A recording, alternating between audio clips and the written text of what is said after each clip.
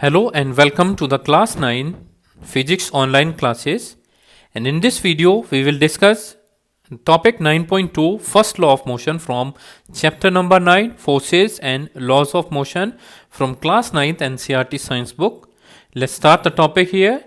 What is the first law of motion? And it starts with the experimentation and observation of the Galileo कि Galileo ने कैसे experiment किया और observe किया कि जब एक मार्बल को एक इंक्लाइन प्लेन से छोड़ा जाता है नीचे तो वो कितनी डिस्टेंस ट्रेवल करता है, और उसने एक कंसिडरेशन किया कि हमने जो इंक्लाइन प्लेन है उसे ऐसा बनाया कि उसमें कोई भी फ्रिक्शन ना हो. तो let's see word by word explanation. By observing the motion of the objects on an inclined plane, Galileo deduced that objects move with a constant speed when no force acts on them. यानी जब Galileo ने क्या किया कि observe कर रहा था वो ऑब्जेक्ट्स के मोशन को, कहाँ से, एक इंक्लाइन प्लेन से, तो उसने एक चीज़ ऑब्जर्व की कि अगर हम कोई फोर्स बाहर से अप्लाई नहीं कर रहे हैं तो वो ऑब्जेक्ट हमेशा एक कांस्टेंट स्पीड पे चलती चली जाएगी. He observed that when a marble rolls down an inclined plane, its velocity increases. उसने ये भी ऑब्जर्व किया कि अगर हम एक मार्बल को इंक्लाइन प्लेन से नीचे की तरफ लेके आते हैं तो उसकी जो वेलोसिटी है वो इंक्रीज हो जाती है. In the next chapter, you will learn that the marble falls under the unbalanced force of gravity as it rolls down and attains a definite velocity by the time it reaches the bottom. तो अगले chapter में हम ये पढ़ेंगे कि जब marble को हम क्या कर रहे हैं, नीचे की तरफ इंक्लाइन प्लेन के ऊपर लेके आ रहे हैं, तो वो एक अनबैलेंस फोर्स ऑफ ग्रेविटी के अंडर में ऐसा करता है और फिर वो एक डेफिनिट वेलोसिटी अटेन कर लेता है जब वो बिल्कुल नीचे की तरफ पहुंच जाता है. तो its velocity decreases when it climbs up as shown in figure 9.5b, और अगर उसे ऊपर चढ़ना हो तो उसकी वेलोसिटी क्या होती है, डिक्रीज होना शुरू हो जाती है. कि जैसे ही वो इंक्लाइन प्लेन में ऊपर की तरफ जा रहा है तो उसकी वेलोसिटी क्या होगी, डिक्रीज हो जाती है. In figure 9.5c shows a marble resting on an ideal frictionless plane inclined on both sides. Galileo argued that when the marble is released from left, it would roll down the slope and go up on the opposite side to the same height from which it was released. कि अगर हमने एक चीज़ observe की यहाँ पे कि जो ये फिगर है उसमें दिखा रखा है कि जो एक मार्बल है वो एक इंक्लाइन प्लेन के ऊपर, यानी एक प्लेन के ऊपर रेस्टिंग कंडीशन में दिखा रखा है. तो इस जो सरफेस को माना गया उसे फ्रिक्शनलेस सरफेस कंसीडर किया गया कि ये जो सरफेस है वो बिल्कुल फ्रिक्शनलेस सरफेस है. तो गैलीलियो ने क्या ऑब्जर्व किया कि जब वो उस मार्बल को यहाँ से छोड़ रहा था तो वो एक डिस्टेंस ट्रेवल कर रहा था इतने यहाँ पे, जो दूसरी तरफ अगर लेफ्ट से छोड़ रहे हैं तो राइट में भी वो क्या कर रहा है, उतनी ही डिस्टेंस क्या कर रहा था, हाइट पे पहुँच रहा था. जितनी हाइट से हमने उसे छोड़ा उतनी हाइट पे वो पहुँच पा रहा था. Then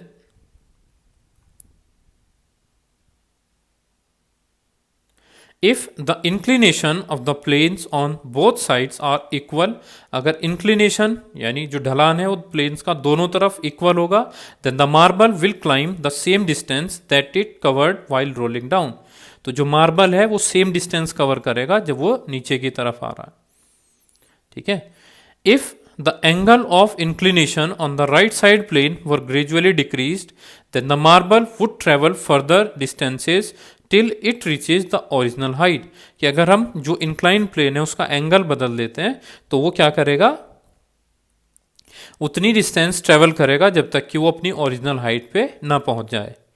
so if the right side plane were ultimately made horizontal, that is the slope is reduced to zero, the marble would continue to travel forever trying to reach the same height that it was released from. कि अब यहाँ पे इस figure में आप अगर देखें तो यहाँ पे जो एंगल है वो अगर हम कम भी करते चले गए तो यहाँ पे जो ऑब्जर्वेशन है वो है कि वो उतनी डिस्टेंस ट्रेवल करेगा जब तक कि वो सेम हाइट पर ना पहुँच जाए. और अगर हमने कोई भी जो प्लेन है उसे बिल्कुल स्ट्रेट बना दिया तो जो ये मार्बल है वो तब तक चलता चला जाएगा जब तक कि उसे सेम हाइट पे ना पहुँच जाए. वो चलता ही चला जाएगा कंटिन्यूसली. ठीक है, लगातार उसके अंदर मूवमेंट होती चली जाएगी. So the balanced force, unbalanced forces with the marble on the marble in this case are zero. जो unbalanced force है इस marble के ऊपर वो क्या है, zero है. ठीक है. It thus suggests that an unbalanced external force is required to change the motion of the marble, but no net force is needed to sustain the uniform motion of the marble. तो ये suggest किया गया कि जो unbalance external force है, यानी एक external force है, अगर हमें मोशन में चेंज करना है मार्बल के, तो एक एक्सटर्नल फोर्स हमें अप्लाई करनी पड़ेगी. लेकिन जो उसकी यूनिफॉर्म मोशन है उसको सस्टेन करने के लिए कोई नेट फोर्स की ज़रूरत नहीं पड़ती, क्योंकि अभी हमने पढ़ा कि जो अनबैलेंस फोर्स है मार्बल के ऊपर वो ज़ीरो है. So in practical situations it is difficult to achieve a zero unbalanced force. और practical situation में ये बहुत ज़्यादा difficult होता है कि हम zero unbalanced force ले लें, क्योंकि कहीं ना कहीं जो फ्रिक्शनल फोर्स है एक फ्रिक्शनलेस सरफेस हम नहीं बना सकते कभी भी. So this is because of the presence of frictional force acting opposite to the direction of motion. ये किसकी वजह से है कि जो एक फ्रिक्शनल फोर्स है वो एक्ट कर रही है किसमें, opposite to the direction of motion. जिस डायरेक्शन में मोशन हो रहा है उसके अपोजिट फ्रिक्शन फोर्स अप्लाई कर रही है, वो उसको अपोज कर रही है. So thus in practice the marble stops after traveling some distance. लेकिन प्रैक्टिस में अगर हम देखें तो मार्बल कुछ समय के बाद क्या होगा, रुक जाएगा. The effect of the frictional force may be minimized by using a smooth marble and a smooth plane and providing a lubricant on the top of the planes. और जो इफेक्ट है फ्रिक्शन का वो हम मिनिमाइज कर सकते हैं. एक तो मार्बल को बिल्कुल स्मूथ लें, कोई भी जो सरफेस है वो रफ नहीं होनी चाहिए, ऐसे प्लेन को भी लें, और इसके अलावा उनको एक लुब्रिकेंट डाल दें, यानी जो चिकनाई है वो अगर हम दे दें तो जो फ्रिक्शन है वो ऑलमोस्ट कम होता चला जाएगा, लेकिन ज़ीरो फिर भी नहीं होगा. तो यही हमने क्या देखा कि अगर हम ये देख रहे हैं कि फोर्स है और फ्रिक्शन फोर्स अप्लाई हो रही है, तो मार्बल को जब डालते हैं तो कुछ समय के बाद हम क्या देखें कि कुछ दूर जाने के बाद मार्बल रुक जाता है. तो इसलिए ज़ीरो फ्रिक्शन फोर्स ले पाना नामुमकिन होता है. Newton further studied Galileo's ideas on force and motion and presented three fundamental laws that govern the motion of object. अब न्यूटन ने स्टडी किए जो गैलीलियो का आइडिया था फोर्स और मोशन का, वो किसने स्टडी किया, न्यूटन ने, और तीन लॉ दिए उसने मोशन के. ठीक है, जो किसी भी ऑब्जेक्ट के मोशन को बता सकता है कि किस तरह से मोशन होगा. These three laws are known as Newton's laws of motion. और इन थ्री लॉज को हम न्यूटन्स लॉ ऑफ मोशन कहते हैं. The first law of motion is stated as, जो पहला लॉ है मोशन का उसकी स्टेटमेंट क्या है कि an object remains in a state of rest और of uniform motion in a straight line unless compelled to change that state by an applied force. कि एक ऑब्जेक्ट हमेशा रेस्ट में रहती है या वो यूनिफॉर्म मोशन में रहती है एक स्ट्रेट लाइन में, जब तक कि हम बाहर से कोई फोर्स अप्लाई ना करें. अगर बाहर से फोर्स अप्लाई करेंगे तो ही उसके जो रेस्ट है वो कंडीशन चेंज हो सकती है, या उसका जो मोशन है उसे रेस्ट में लाया जा सकता है. So in other words all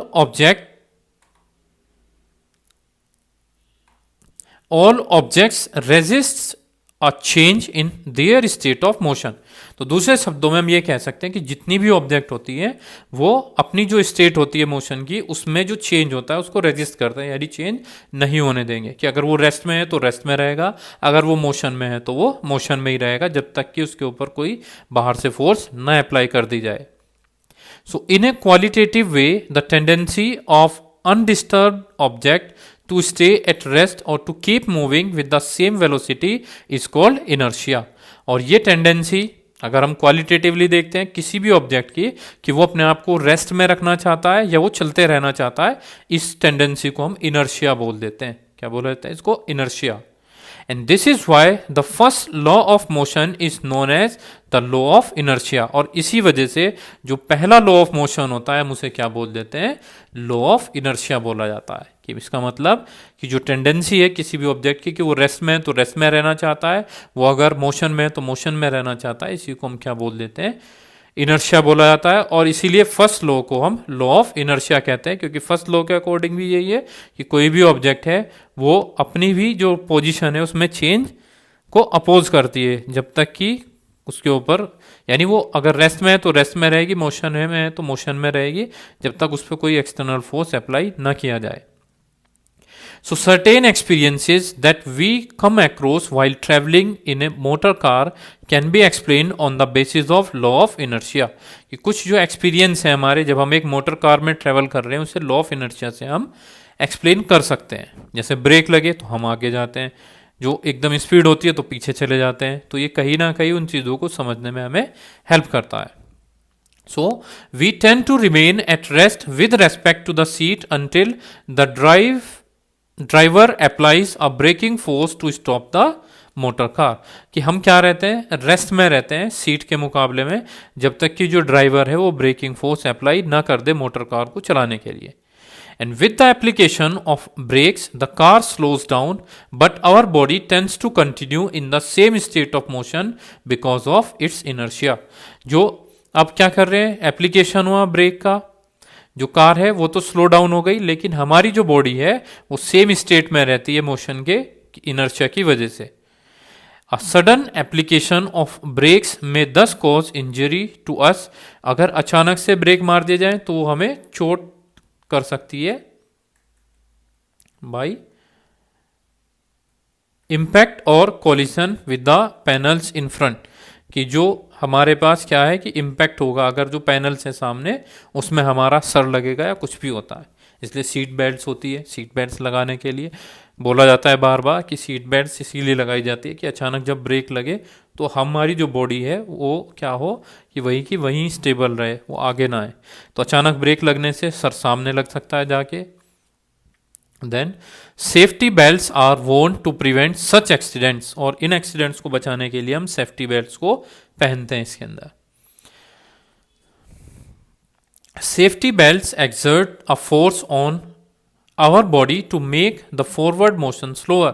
और जो सेफ्टी बेल्ट्स होती है वो एक फोर्स अप्लाई करती है ताकि हमारी बॉडी जो है वो आगे की तरफ स्लोअर मोशन करे, यानी बहुत तेजी से मूव ना कर पाए. An opposite experience is encountered when we are standing in a bus and the bus begins to move suddenly. और इसका जो opposite experience है वो हम कब देखने को मिलता है, अगर हम एक बस के अंदर खड़े हुए हैं और बस अचानक से चलनी शुरू कर दे तो हम पीछे की तरफ जाते हैं. Now we tend to fall backwards. हम पीछे की तरफ गिर सकते हैं. So this is because the sudden start of the bus brings motion to the bus as well as to our feet in contact with the floor of the bus. अब इससे क्या होता है कि जो बस है वो एकदम से मोशन में आई तो हमारे जो फीट उस बस के फ्लोर से टच कर रहे हैं वो मोशन में आते हैं, जबकि जो अपर बॉडी होती है वो रेस्ट में होती है, इसलिए वो पीछे की तरफ जाती है और फीट आगे की तरफ चले जाते हैं. So but the rest of our body opposes this motion because of its inertia. क्योंकि जो इसके अलावा सिर्फ फीट के अलावा जो और दूसरी बॉडी ऊपर की बॉडी जो होती है वो हमेशा इनर्शिया की वजह से अपोज करती है उस मोशन को. When a motor car makes a sharp turn eight a high speed we tend to get thrown at one side. और जब एक मोटर कार एक टर्न ले रही है, बहुत तेजी से टर्न ले रही है वो एक हाई स्पीड के ऊपर, तो हम एक साइड में चले जाते हैं कार के. So this can again be explain on the basis of law of inertia. और इसे भी हम लॉ ऑफ इनर्शिया के बेसिस पे समझ सकते हैं. We tend to continue in our straight line motion. हम क्या करते हैं कि स्ट्रेट लाइन मोशन में ही कंटिन्यू रहते हैं. और क्या कर रहे हैं, जबकि जो जो कार है वो तो टर्न ले रही है, लेकिन हम क्या है फिर भी सीधे जाते हैं. अब इसी वजह से एक किनारे के ऊपर पहुंच जाते हैं हम जब कोई भी कार एक शार्प टर्न लेती है. So when an unbalanced force is applied by the engine to change the direction of motion of the motor car, we slip to one side of the seat due to the inertia of our body. और जब एक unbalance force apply की करता है engine कि अपनी direction को change कर सके मोशन की, तो हम क्या होते हैं एक साइड में स्लिप हो जाते हैं क्योंकि हमारी बॉडी के इनर्शिया की वजह से. The fact that a body will remain at rest unless acted upon by an unbalanced force can be illustrated through the following activities. कि ये फैक्ट कि जो बॉडी है वो हमेशा रेस्ट में ही रहेगी जब तक कि एक अनबैलेंस फोर्स उसके ऊपर अप्लाई ना कर दे, हम उसको इन एक्टिविटीज़ की मदद से समझ सकते हैं. तो let's see the first activity, that is activity 9.1. Make a pile of similar carrom coins on a table as shown in figure 9.6। अब कैरम तो लगभग ऑलमोस्ट सभी ने खेल रखा है, तो जो कैरम की हमारे पास coins होते हैं उनका एक स्टैक बना ले जिस तरह से फिगर में दिखा रखा है, यानी हम एक के ऊपर एक के ऊपर एक रखते चले जाते हैं। Then attempt a sharp horizontal hit at the bottom of the pile using another carom coin or the striker. If the hit is strong enough, the bottom coin moves out quickly। अब हम क्या करते हैं कि horizontal यानी जहाँ से हम हिट करेंगे, जो बॉटम है इस स्टैक का, उसको बॉटम को हिट करेंगे। अगर हम ज़्यादा तेज़ी से मार देते हैं तो जो बेस वाला कोइन होता है वो बाहर चला जाता है और स्टैक अभी भी हम ऐसे कैसे ही खड़ा रख सकते हैं। So once the lowest coin is removed, the inertia of other coins make them fall vertically on the table। और अगर नहीं भी खड़ा था तो क्या होगा कि अचानक से जो ऊपर वाला स्टैक है वो क्या है, रेस्ट में है, तो पीछे की तरफ गिर सकता है उसके अंदर। Only the carom coin at the bottom of a pile is removed when a fast moving carom coin hits it। तो सिर्फ जो बॉटम का पाइल, जो बॉटम का कैरम कोइन है, सिर्फ वही रिमूव होता है अगर हम उसके ऊपर क्या कर रहे हैं, हिट कर रहे हैं बहुत तेजी से। Then see another activity, that is 9.2।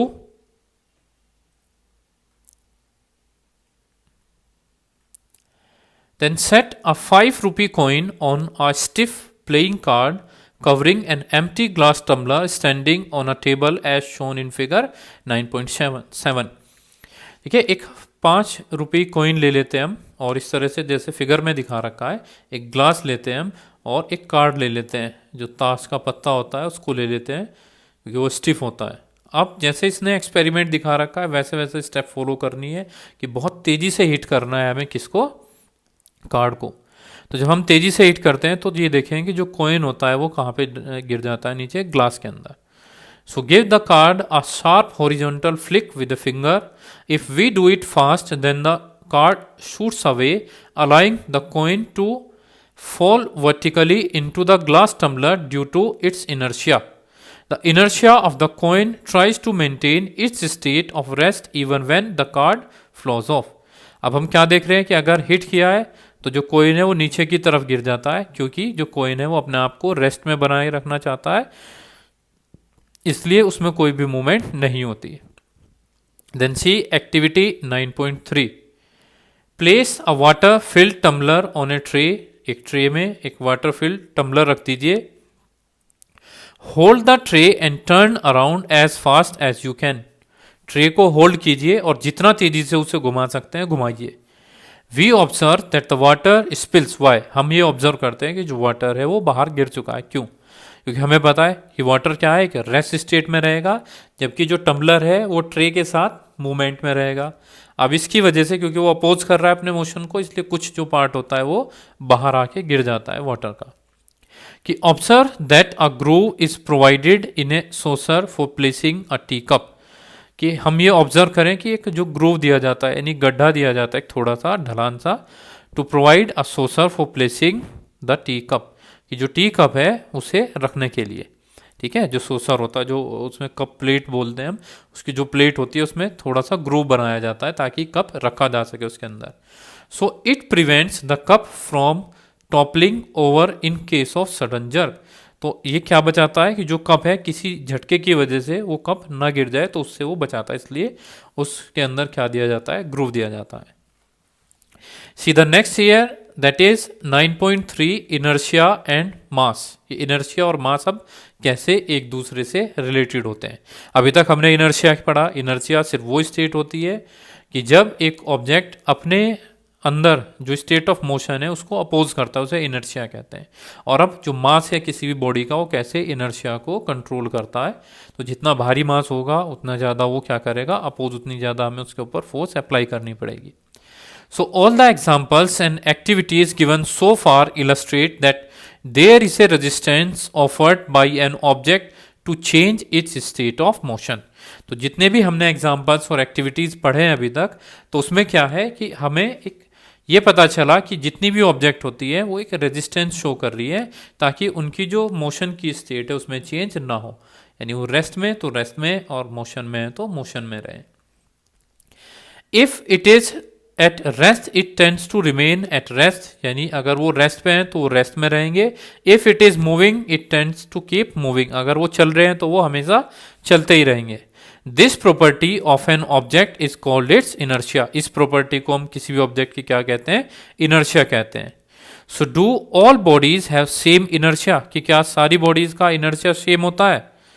We know that it is easier to push an empty box then a box full of books, कि हम ये देखते हैं कि एक खाली बॉक्स को धकेलना ज़्यादा आसान होता है, लेकिन अगर उसी बॉक्स को हम कुछ बुक से क्या कर दें, फिल कर दें यहाँ पे, तो क्या होगा, उसको धकेलना उतना ही ज़्यादा मुश्किल हो जाता है. फिर similarly if we kick a football it flies away, but if we kick a stone of the same size with equal force it hardly moves.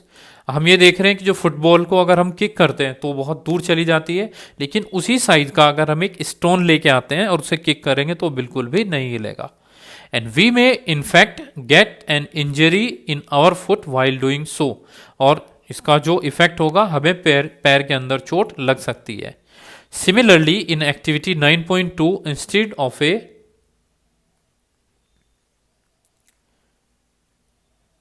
₹5 coin, if we use a ₹1 coin, we find that a lesser force is required to perform the activity. इस activity के अंदर अगर हम ₹5 की जगह ₹1 का सिक्का रख देते हैं अगर, तो हमें कम फोर्स लगानी पड़ेगी इसी एक्टिविटी को करने के लिए. यानी ₹5 के सिक्के का वजन ज़्यादा होता है, ₹1 के सिक्के का वजन कम होता है.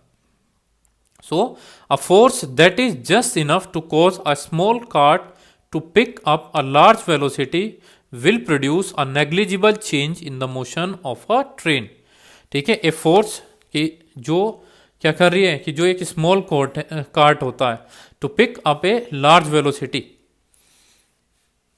ठीक है, क्यों क्या करेगा, एक वेलोसिटी को बहुत ज़्यादा बना के रखेगा, तो उसमें नेग्लिजिबल चेंज होता है in motion of A train, कि अगर जो ट्रेन है उसके मोशन में बिल्कुल नेग्लिजिबल चेंज होगा. अगर एक हम बोगी देखते हैं उसकी, तो वो क्या करता है, इतना इनफ होता है उसके अंदर फोर्स की जो लार्ज वेलोसिटी है उसमें नेग्लिजिबल चेंज हो और मोशन में आ रहा है. तो this is because in comparison to the cart the train has much lesser tendency to change its state of motion.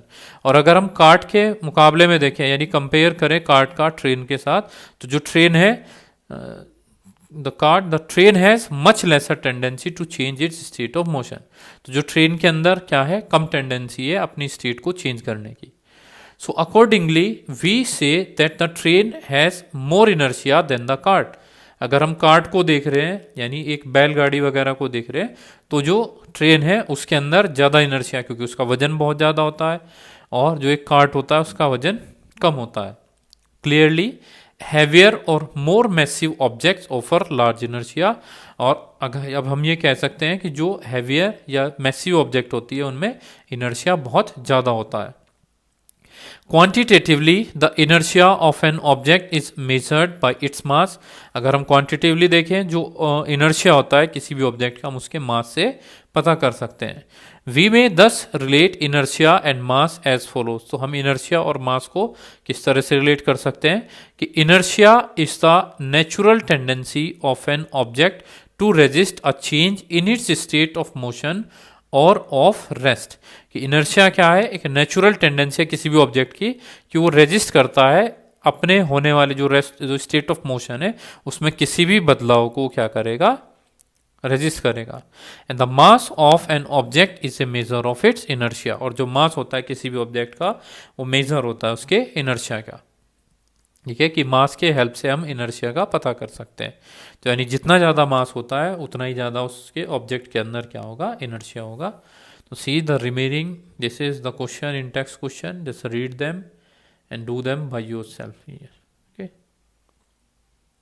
सबको पढ़ के और खुद करना है आपको solve, just solve them out.